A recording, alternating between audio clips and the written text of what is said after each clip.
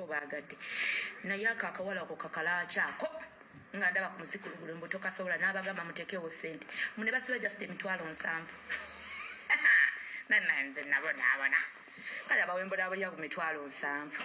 Presenter wa Bukedde TV omukyala Jommie Nankya avuddeyo n'ayogera ku bulamu bwe nga ex we bwe yamuyisa obubi naye nga muli mutya badiya mwasibye mutya mwasuze mutya kansubire muli bulungi yonna gye musinzidde okulabira ate n'abasubscribinga mukwano kusaba soko subscribing liking eno video sharing commenting atekako notification bell ako akadde wentekayo video obelenga togisubwa naye kansubire muli bulungi yonna gye musinzidde okulabira munange omukyala amanyiddwako nga Jommie Nankya ono nno nga presenter wa Bukedde TV akoleyo ku Bukedde TV munange yavuddeyo n'akola live nga ayogera butya ex we tata w'omwana we weyamuyisamu n'agamba buno okumufuna kumbe bamubetinga bubetinzi anti baali awo ebyabavubuka nebagamba oyo muwala alistaboni ayogera nnyo tosawa mukwana tosawa mwagala ne bamusibirawo emitwalo 7 ngayi n'alumba bwatyo bwe yamukwana bwatyo bwe yamufuna naye yanyumizaamu embeera omusajja gye yamuyisaamu munnange embeera nga si nnungi yamuyisa mu bingi Jommie Nankya n'akwata ne ssente ze n'amuwa okugenda ebweru naye we yatuuka eyo maama teyamujjukira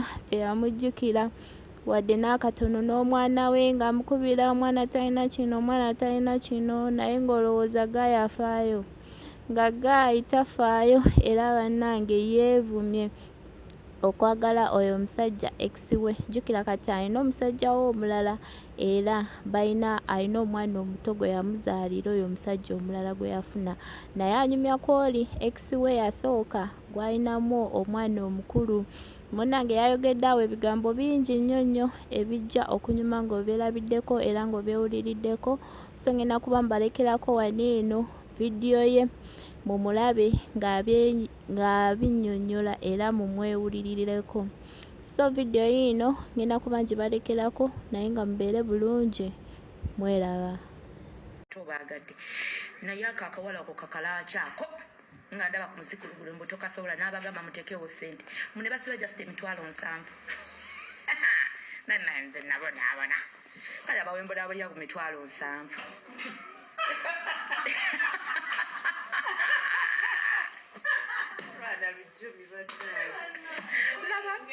laba wembulabulya ku mitwalo 7 kyokka nze no nabagambye bamala bankubira essimu nze nkyali ku tiktok sisuubira baana abula sanyu genda onankubira nkyali kukula sanyu nkubira nga bakyandise batangobe anti nange kyeŋŋamba batugambye essaawa 4 kanzikirire nanga kasente nkaagala naye babyo Gayi gye yakobya okumponya bintu tekuba kubonyabonya nze nzekka waliwo Gayi yasooka omubudamye yebweru gyeyalaga sijja kwogera linnya lya muntu nze njogera byange kati woba you fit in those shoes come and attack me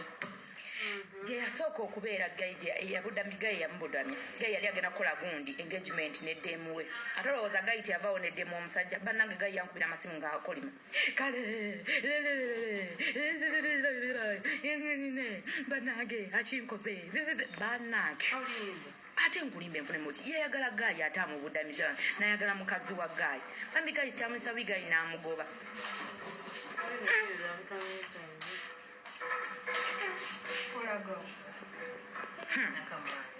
nze mbabulire baana mmwe depression is real